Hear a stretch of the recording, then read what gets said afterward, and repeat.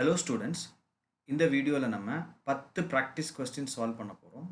இந்த 10 practice கொஸ்டினுமே current affairs ரிலேட்டடான practice questions. குறிப்பாக ஆகஸ்ட் 1 2021 முதல் ஆகஸ்ட் 4 2021 வரை உள்ள செய்தித்தாள்களிலிருந்து எடுக்கப்பட்ட கேள்விகள். இப்போ நம்ம முதல் கேள்வியை சால்வ் பண்ணலாம். Which of the following statement about Dholavira is are correct? இப்போ தோலவீரா அப்படிங்கிறது வந்து ஒரு இண்டஸ் வேலி சிவிலைசேஷன் சைட்டு இந்தியாவில் இருக்கக்கூடிய. ஸோ ஃபர்ஸ்ட் ஸ்டேட்மெண்ட் பாருங்கள், Dholavira is the first Indus valley civilisation site in India to receive world heritage tag அப்படின்னு இருக்குது.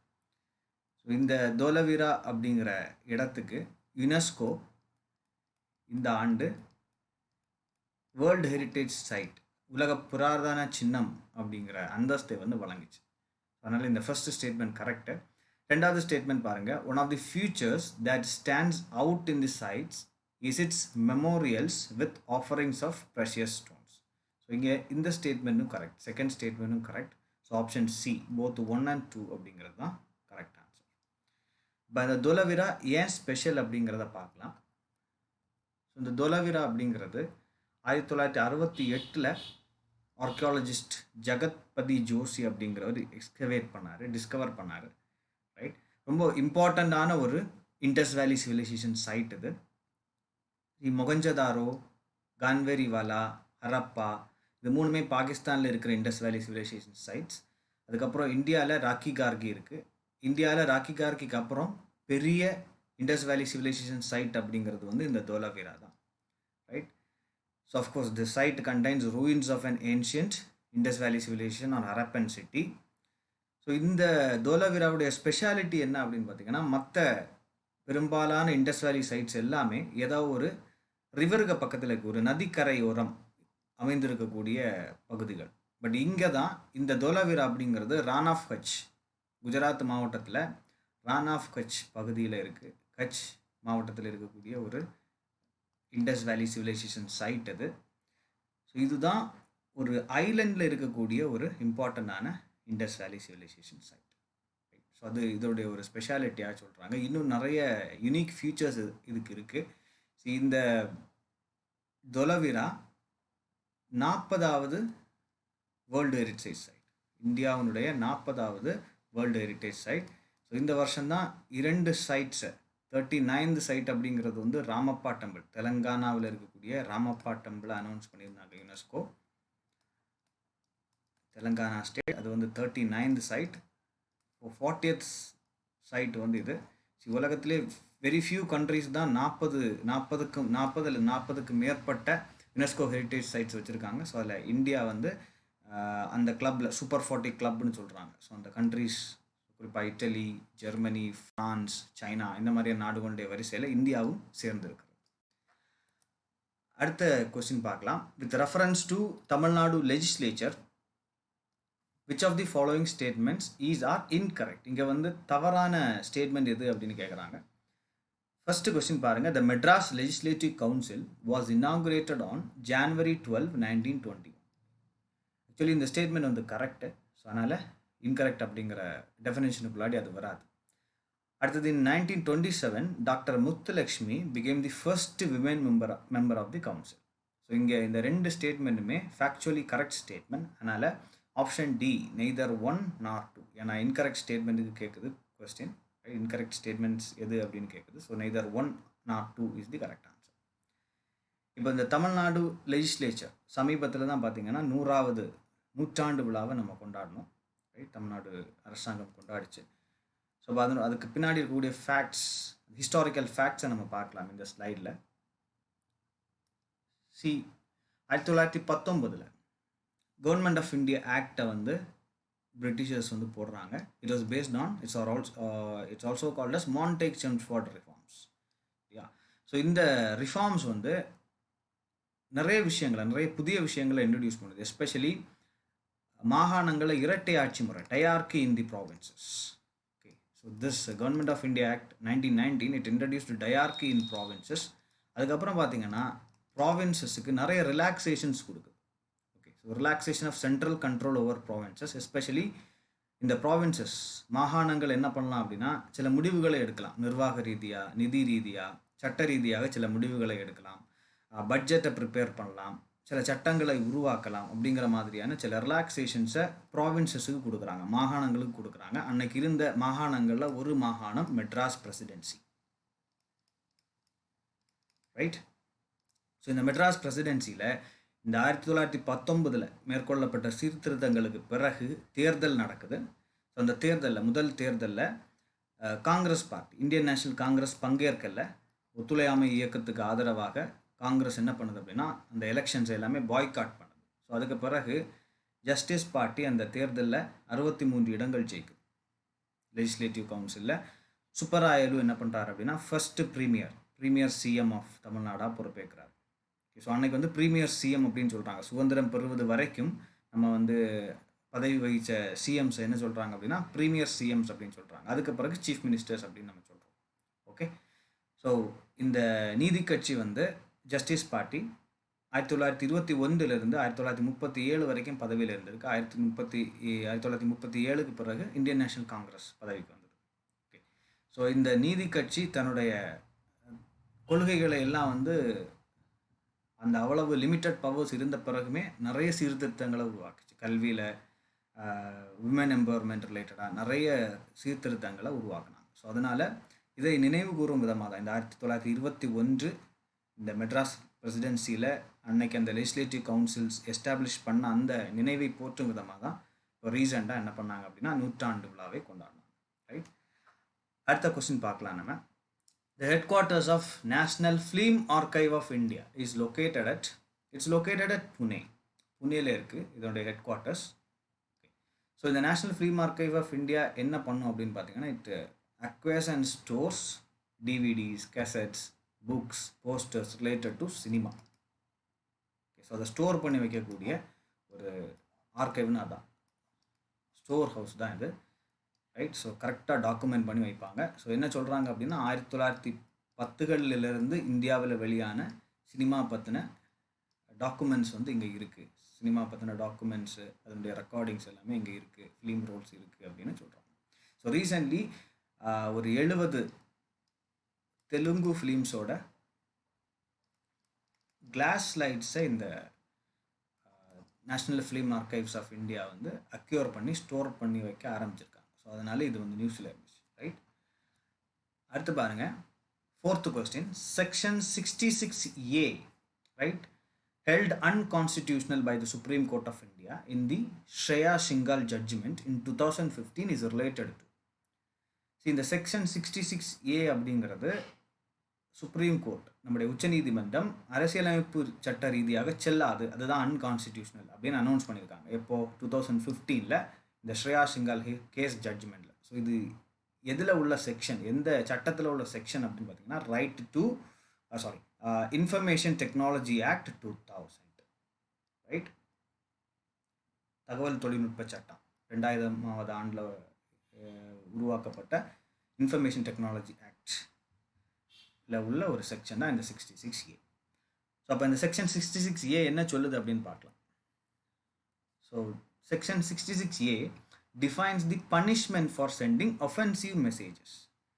ஸோ தவறான தகவல்களை பரப்பினால், இல்லை வந்து ஒரு ஆளை தாக்கி பேசினா, கிரிட்டிசைஸ் பண்ணி மெசேஜஸ் அனுப்புனா, ஓகே, ஸோ அது வந்து மெயிலில் இமெயில் அனுப்பினாலோ இல்லை வந்து வாட்ஸ்அப் மெசேஜ் அனுப்பினாலோ, ஸோ எந்த வகையான கம்யூனிகேஷன் டிவைஸ் வழியாக அந்த மெசேஜ் ஸ்ப்ரெட் ஆகுது அப்படின்னாலும் ஸோ அதை வந்து அரசு, சரியா, ஸோ குறிப்பாக அரசினுடைய அமைப்புகள், இப்போ போலீஸ் வந்து அது அஃபென்சிவ் அப்படின்னு நினச்சாங்க அப்படின்னா இந்த செக்ஷன் 66A கீழே அவங்க மேலே வழக்கு பதிவு பண்ணலாம். தனிநபர் மேலே வழக்கு பதிவு பண்ணி அவங்கள வந்து அரெஸ்ட் பண்ணலாம். ஸோ ஈவன் அவங்களை அரெஸ்ட் பண்ணி அவங்களுடைய குற்றம் நிரூபிக்கப்பட்டால் அவங்களுக்கு 3 வருஷம் வரைக்கும் ஜெயில் தண்டனை கிடைப்பதற்கான வித் ஃபைன் கிடைப்பதற்கான வாய்ப்பு வந்து இருக்குது under this section 66A. So இதை வந்து தவறாக பயன்படுத்தக்கூடிய நிறைய இன்ஸ்டன்சஸ் வந்து இந்தியாவில் நடந்தது, சரியா, இந்த செக்ஷன் 66A. அதனால 2015 சுப்ரீம் கோர்ட் என்ன பண்ணுச்சு அப்படின்னா இதை வந்து அனலைஸ் பண்ணி இந்த செக்ஷன் 66A அனலைஸ் பண்ணி it noted that it arbitrarily, excessively and disproportionately invades the right to free speech. So article 19(1)A, சரியா, ஃபண்டமெண்டல் நம்முடைய அடிப்படை உரிமை, ஃப்ரீ ஸ்பீச்சுக்கான அடிப்படை உரிமையை வந்து இந்த செக்ஷன் 66A வந்து வயலேட் பண்ணுது அப்படிங்கிறத காரணம் காட்டி என்ன பண்ணாங்க அப்படின்னா அதை வந்து அன்கான்ஸ்டிடியூஷனல், இது அரசியலமைப்பு படி இந்த செக்ஷன் 66A செல்லாது, அதை ரிப்பீல் பண்ணிட்டாங்க. ரைட், பட் ஸ்டில் இப்போதும் அப்படி ரிப்பீல் 2015 ரிப்பீல் பண்ண பிறகும் இப்போவும் என்ன பண்ணுறாங்க அப்படின்னா நிறைய மாநிலங்களில் மாநில போலீஸ் அமைப்புகள் வந்து கேஸ் போடுறாங்க. ரைட், இந்த செக்ஷன் 66A கீழே எஃப்ஐஆர் ஃபைலிங் எல்லாம் நடக்குது. ஸோ அதை வந்து சுப்ரீம் கோர்ட் வந்து கண்டிச்சிருந்தது. ரைட், ஸோ ஒரு ஜூலையில் வந்து சென்ட்ரல் கவர்மெண்ட்டுக்கு ஒரு நோட்டீஸ் எல்லாம் அனுப்பியிருந்தாங்க ரிகார்டிங் திஸ். ஸோ டிஸ்கஷனில் இருந்தது இந்த section 66A. That's why this question is here. அடுத்த கொஸ்டின் பார்க்கலாம் நம்ம. Consider the following statements. This is about preventive detention. So preventive detention is done only when a person is charged with crime. Okay, so charged with crime அப்படின்னு இருக்கு, இல்லை இது wrong actually.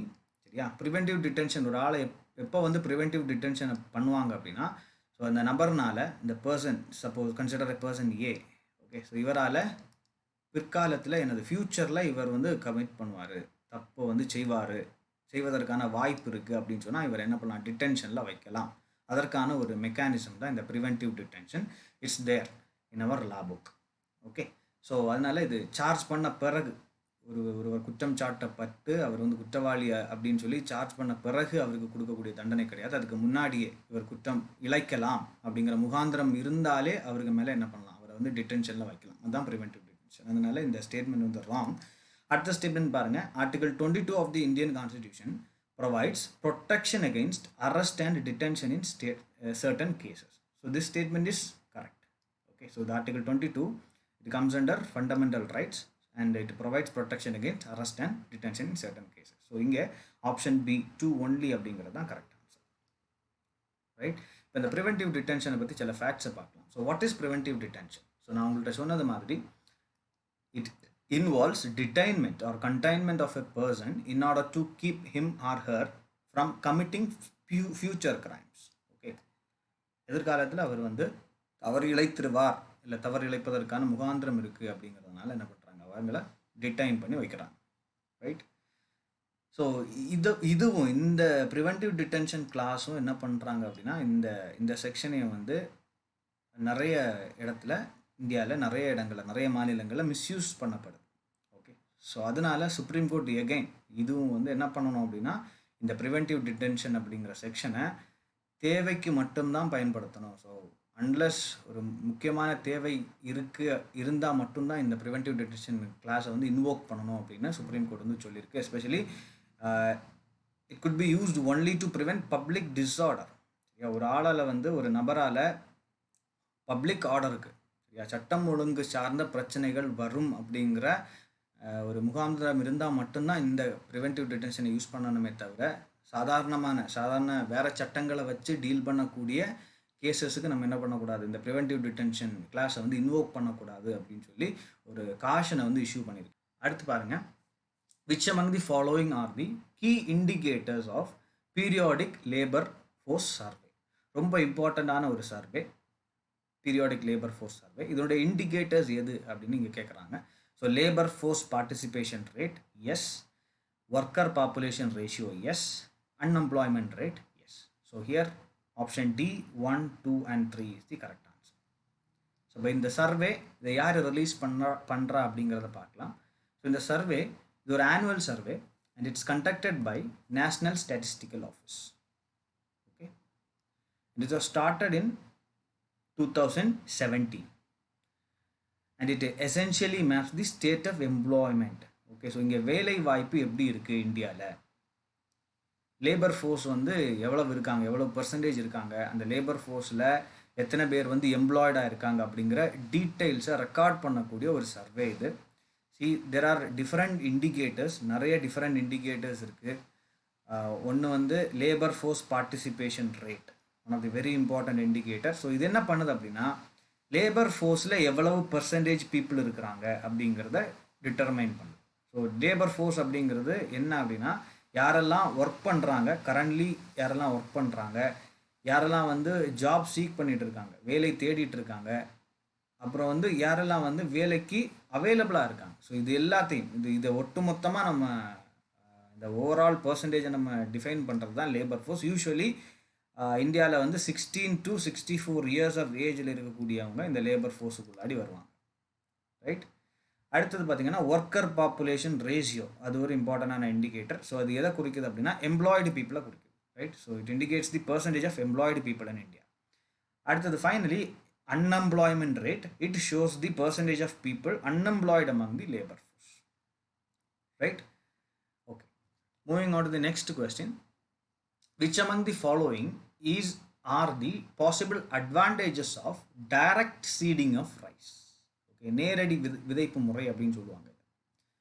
So அதோடைய possible advantages என்னெல்லாம் அப்படின்னு பார்க்கலாம். So first one, DSR saves a lot of groundwater because the crop does not need frequent irrigation. B, this method is pocket friendly than manual transplantation of paddy. Option C, DSR effectively addresses the shortage of farm labor. So இங்கே எல்லாமே correct. Option D is the correct answer. எல்லாமே மேலே mention பண்ணியிருக்கக்கூடிய ABC மூணுமே வந்து பார்த்தீங்கன்னா it describes the possible advantages of DSR method. So option D is the correct answer. இப்போ இந்த DSR மெத்தட் என்ன அப்படின்னு பார்க்கலாம். நார்மலி நம்ம பேடி நெல் விதையை வந்து எப்படி விதைப்பாங்க அப்படின்னா ஒரு நர்சரி கிரியேட் பண்ணி அந்த நர்சரியில் என்ன பண்ணுவாங்கன்னா பிளான் பண்ணுவாங்க, ரைட்? நாற்று நடுவாங்க, விதைப்பாங்க, சரியா? ஸோ இந்த நர்சரியில் அந்த விதை வந்து வளர்ந்த பிறகு, ரைட், ஒரு குறிப்பிட்ட அளவு வளர்ந்த பிறகு அரவுண்ட் 25 to 35 டேஸுக்கு பிறகு அது வந்து ஒரு சாப்ளிங்ஸ் ஆயிரும், ரைட்? சாப்ளிங்ஸாக வளர்ந்துடும், நாற்றுன்னு சொல்லுவாங்க. ஸோ அந்த நாற்றை வந்து திரும்ப பிடுங்கி என்ன பண்ணுவாங்கன்னா ப்ராப்பர் ஃபீல்டில், பெரிய ஃபீல்டில் வந்து பிளான் பண்ணுவாங்க. ஸோ இதை வந்து we call it as transplantation of paddy, normal transplantation. Okay, so இதுக்கு வந்து நிறைய இரிகேஷன் வேணும், நிறைய வாட்டர் வேணும். பிகாஸ் 2 ஃபீல்டை வந்து நம்ம இரிகேட் பண்ண வேண்டியிருக்கு. அப்புறம் பார்த்தீங்கன்னா லேபர் வேணும், right? Because it's a manual work. இங்கேருந்து வந்து இதை பிளான் பண்ணணும், அப்புறம் இதை ப்ளக் பண்ணி இங்கே பிளான் பண்ணணும், ரீப்ளான் பண்ணணும், right? So labour intensive, fine, labour intensive process. So இதை வந்து அவாய்ட் பண்ணுறதுக்காக, இந்த இரிகேஷன் வாட்டர் யூஸை வந்து குறைக்கிறதுக்காக, இந்த லேபர் இதை சேவ் பண்ணுறதுக்காக எல்லாம் வந்து என்ன பண்ணியிருக்காங்க அப்படின்னா DSR அப்படிங்கிற ஒரு மெத்தடை வந்து எக்ஸ்பெரிமெண்ட் பண்ணிகிட்டு இருக்காங்க. ஸோ இந்த DSRல என்ன பண்ணுவாங்கன்னா ஏற்கனவே ஜெர்மினேட் ஆன சீட்ஸை, okay, pre germinated seeds are directly drilled into the field by a tractor powered machine. So இங்கே மெஷின்ஸ் யூஸ் ஆகுது. ஸோ அந்த மெஷின்ஸ் என்ன பண்ணுது அப்படின்னா ஏற்கனவே லெவலான லேண்டில் லெவல் பண்ணி வச்சு இரிகேட் பண்ண ஃபீல்டில் ப்ரீ ஜெர்மினேட்டட் சீட்ஸை வந்து மெஷின் வந்து பிளான் பண்ணுது, ஓகே? ஸோ தட் இங்கே வந்து லேபர்ஸ் வந்து தேவையில்லை. So there is no nursery preparation. Of course இந்த ப்ராசஸும் இங்கே நடக்க வேண்டிய அவசியம் இல்லை. No nursery preparation or transplantation involve in this method. Farmers என்ன பண்ணணும் அப்படின்னா they have to level their field, because levelling கண்டிப்பாக பண்ணணும், பிகாஸ் மெஷின் பிளான் பண்ணுறதுனால level their field and give one pre-sowing irrigation. Question number 8. Exercise Talisman Sabre, sometimes seen in the news, is the largest bilateral combined training between, so it's a combined training activity between Australia and USA. Okay, so ஏன் இது நியூஸில் இருந்தது அப்படின்னா recently இது நடந்து முடிஞ்சது ஆஸ்திரேலியாவுக்கும் யூஎஸ்ஏக்கும் இடையில இந்த training activity, military training activity. So இந்தியாவுக்கு என்ன பண்ணியிருக்காங்க அப்படின்னா ஆஸ்திரேலியா ஒரு இன்விடேஷன் கொடுத்துருக்காங்க, நெக்ஸ்ட் இயர் நீங்கள் ஜாயின் பண்ணுங்க அப்படின்னு. ஸோ இந்தியா இன்னும் கன்ஃபார்ம் பண்ணலை, but this was in news. Okay, next question. Which among the following will be the nodal ministry for the implementation of Deep Ocean Mission? Right, this is a very important mission. இந்த nodal ministry எது அப்படின்னு சொன்னால் ministry of earth sciences, right? So this is the correct answer. So இந்த deep ocean mission அப்படின்னா என்ன அப்படின்னு பார்க்கலாம். Deep ocean mission அப்படிங்கிறது சென்ட்ரல் இந்தியன் ஓஷன் பேசினில் நம்ம சில எக்ஸ்ப்ளோரேஷன் ஆக்டிவிட்டீஸ் பண்ண போகிறோம். So it includes deep sea mining. So இந்த சென்ட்ரல் இந்தியன் ஓஷன் பேசினில் there are polymetallic nodules. Okay, they are also called as manganese nodules. So இதை வந்து நம்ம எக்ஸ்ப்ளோர் பண்ண போகிறோம். ஸோ இதில் வந்து நிறைய மினரல்ஸ் இருக்குது, especially valuable minerals like nickel, cobalt, copper, இந்த மாதிரியான மினரல்ஸ் வந்து இதில் இருக்குது. ஸோ அதில் எக்ஸ்ப்ளோர் பண்ணுறதுக்கான ஒரு மிஷன் அது. அதுக்கு கூட it also includes this deep ocean mission also includes ocean climate change advisory services, right? So climate changeனால என்ன மாதிரியான சேஞ்சஸ் ஓஷன்ஸில் நடக்குது அப்படிங்கிற அந்த டேட்டாவை கலெக்ட் பண்ணுறது, அது எல்லாமே இதில் இன்க்ளூட் ஆகுது. Then underwater vehicles, they are going to send, India is going to send people up to the depth of 600 meters. 600 meters sea level கீழே 600 meter டெப்த்தில் வந்து நம்ம என்ன பண்ண போகிறோம் அப்படின்னா ஸ்பெஷலி டிசைன்ஸ் வெஹிக்கிளில் வந்து ஹியூமன்ஸை வந்து சென்ட் பண்ண போகிறோம்.